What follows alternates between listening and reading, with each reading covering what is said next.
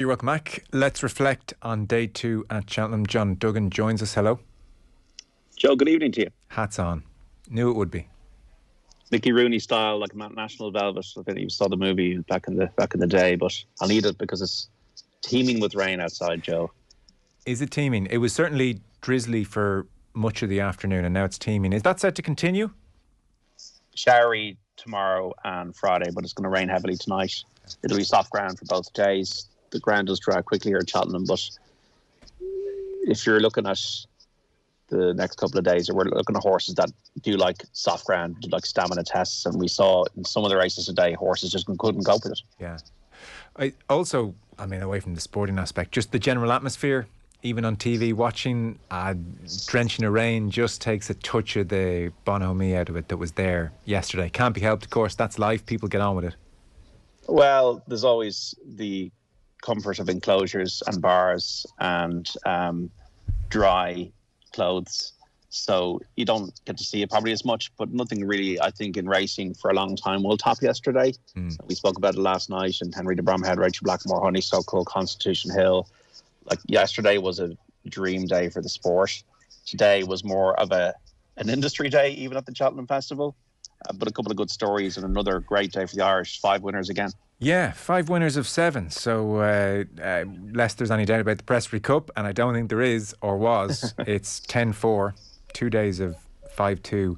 So, Willie Mullins had 2 wins, Gordon Elliott had a win, Henry de Bromhead had a win, and John Kiley had a win as well. Let's start with Willie Mullins, and let's start with the Queen Mother Champion Chase, because that's the performance of the day. That's the Constitution Hill of today. Yes. That's the professional discussion almost in the championship race, Joe. Energumene won the race last year in soft ground. The rain came for him again today, and that suits him.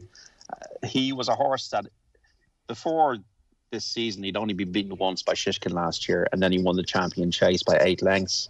This year, he won his first race, and then he ran here in January, but there was a race that was rerouted from Ascot. So I have a feeling they had him ready for Ascot, and then when he came here, he just wasn't cherry ripe, and he was only 3rd behind Editor Jadit and Edward Stone. He met both horses again today, and Edward Stone ran no sort of race, and Editor Jadit was outclassed. And we saw the real Energumene again today. Paul Tennant, his jockey, had him quite up in the front rank, and nothing really could live with him.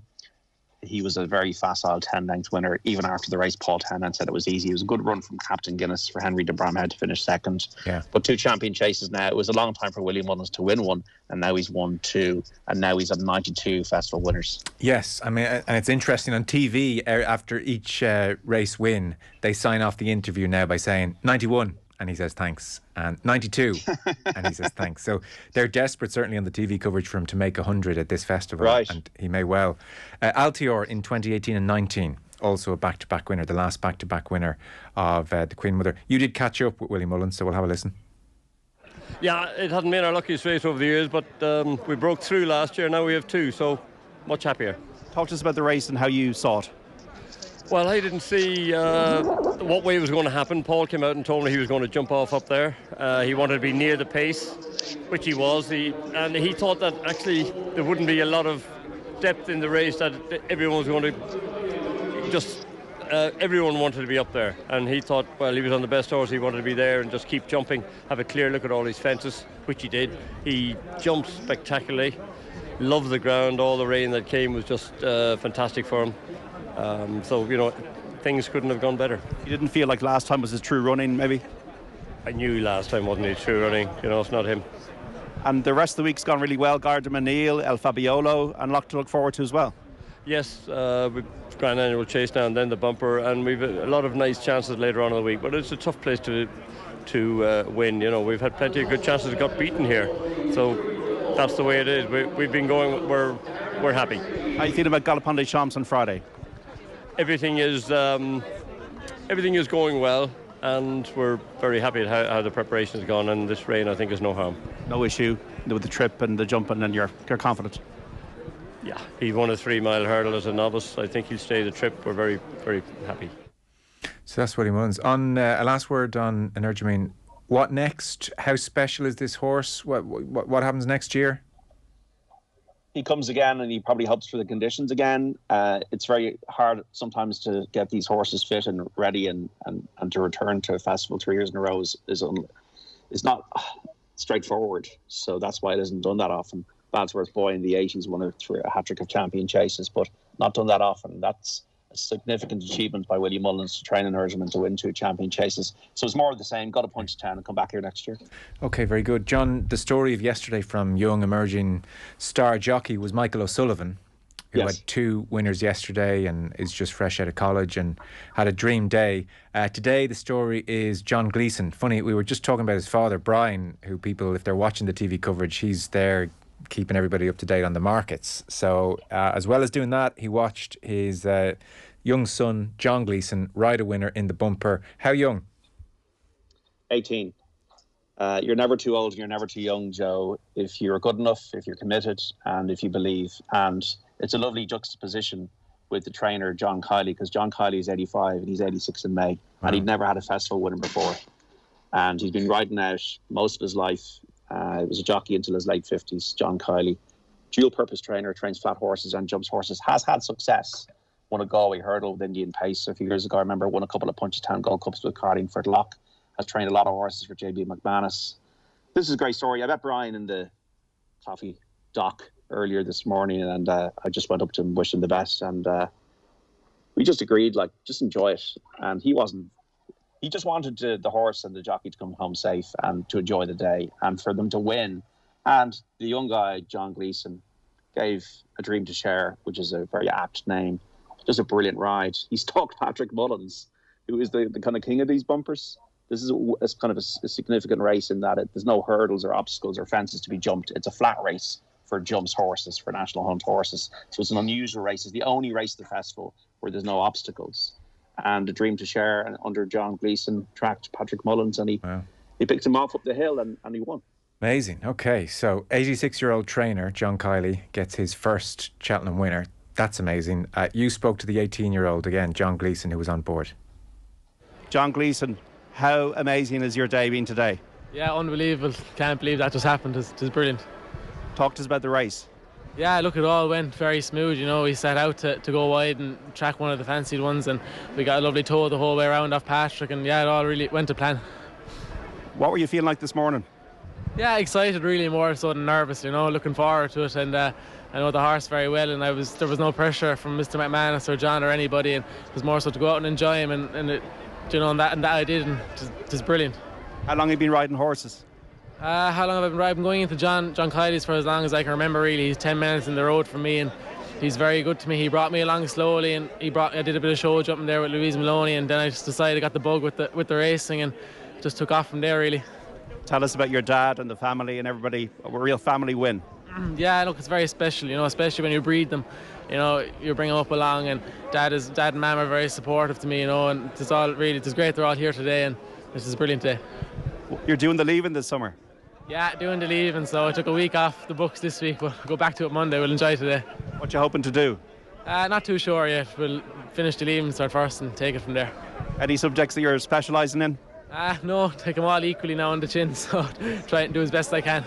I'm sure you're going to have a huge amount of well-wishers in touch with you, and it's a real win for the county Waterford as well. Yeah, very special. Everybody back at home is very supportive, you know. Plenty of people wishing me well, and it's great for Dungarvan and Waterford, and it's great, really, yeah. You had Patrick Mullins beside you coming up the hill. Did you know what was going on? Yeah, I think I got a bit tight inside me, but you know, when you follow Patrick in these races, you're usually not too far wrong, you know, so I got a lovely toe into it, and you know, the horse quickened up nicely on that ground, which I thought was very impressive. Crossing that line? Yeah, unbelievable. A feeling I thought I'd never get to experience, really, but surreal, unbelievable, yeah. John Gleason, congratulations, enjoy your night. Brilliant, thank you very much.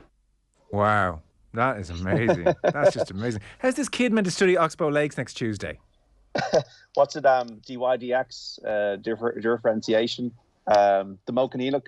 Yeah. I don't know what you were doing, Joe, in your leaving cert year. I was doing nothing. I had a very boring life. I wasn't riding winners at Cheltenham.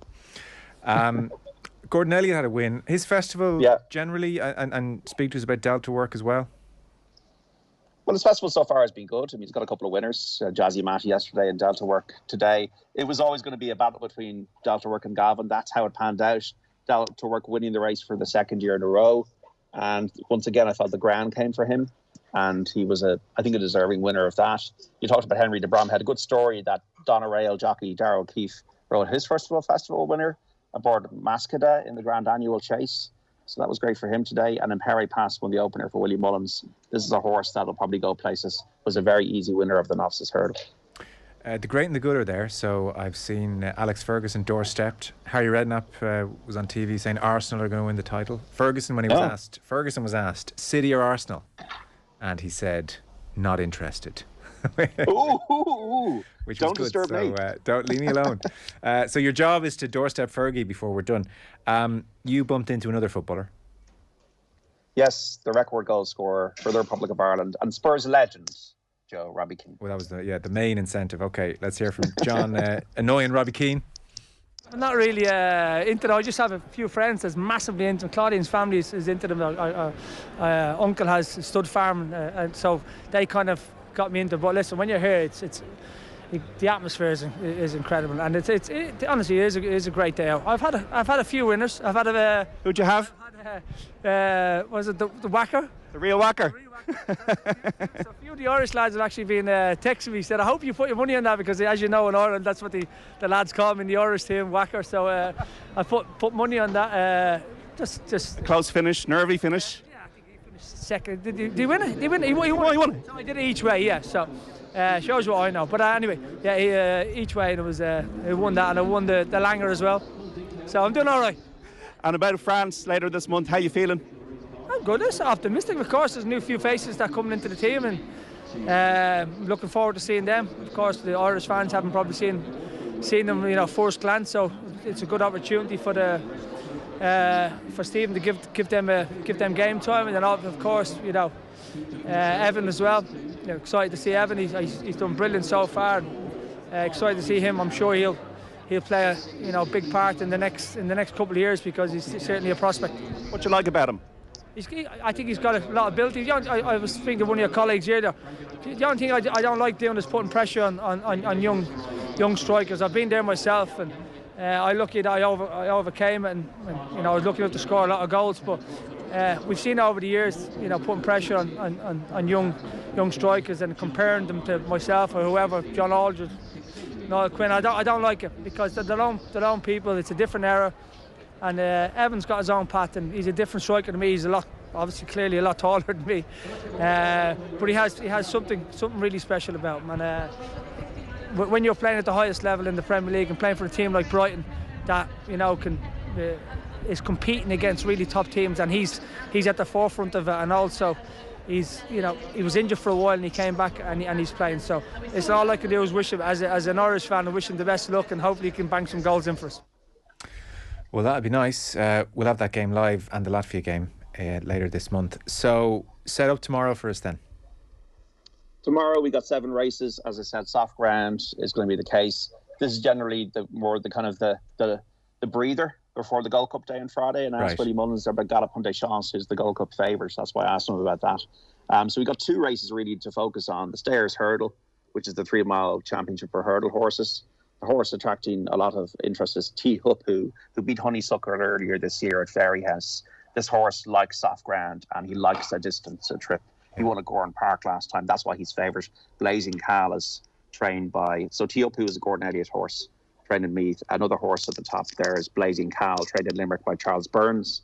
Florian Porter, you might remember the celebrations from the syndicate, including the hurling pod's James Scahill last year.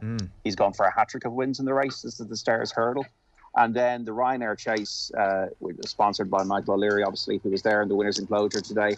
It's a 2.5-mile championship chase.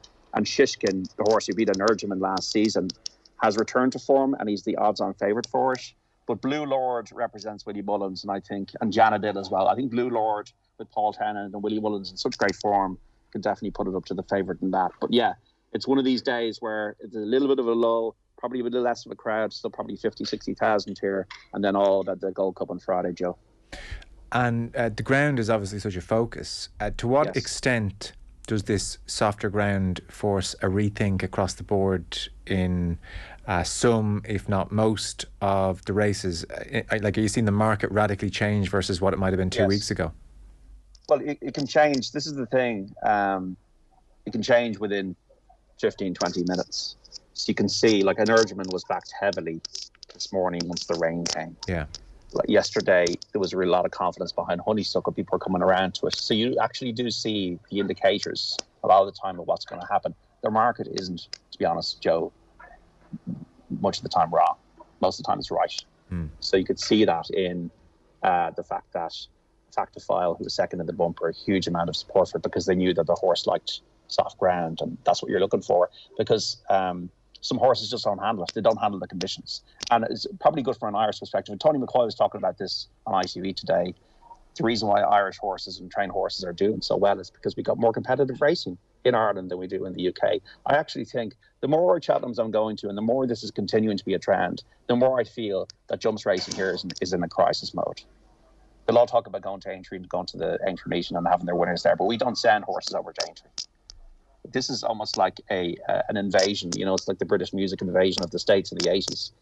This is an Irish invasion of Cheltenham every single year now, and we're just picking off all the races and all the big races. Constitution Hill is a freak aside from that, but he was bred by Garrett, you know, and Barry Garrity handled him as a 6-month-old. So it is an issue, and they've just renewed the contract with ITV for another 3 years, which is brilliant for jumps racing and brilliant for the profile of it. But they have to get some investment in here, because we do want to allow playing fields. We shouldn't really be talking about the Presby Cup anymore, because it is embarrassing for the home team, I feel. You know, 4 winners out of 2 days. We're on track for 28. What's the record? 23.5, and that was 2 years ago. Like, when I grew up, Don Rowan winning the Gold Cup was the front story on the 6 o'clock news on RT, because we were in this economy that was a basket case. The country was really poor. Any kind of success. We had no winners in 1989. That was in 86. We had no winners in 1989. Now the whole thing is like, as I said, an Irish benefit. And I don't think that's good. We'll talk tomorrow. Thanks so much. All right, Joe. Mind yourself. Cheers. Take care. John Duggan with us live from Cheltenham. Back in 1 second.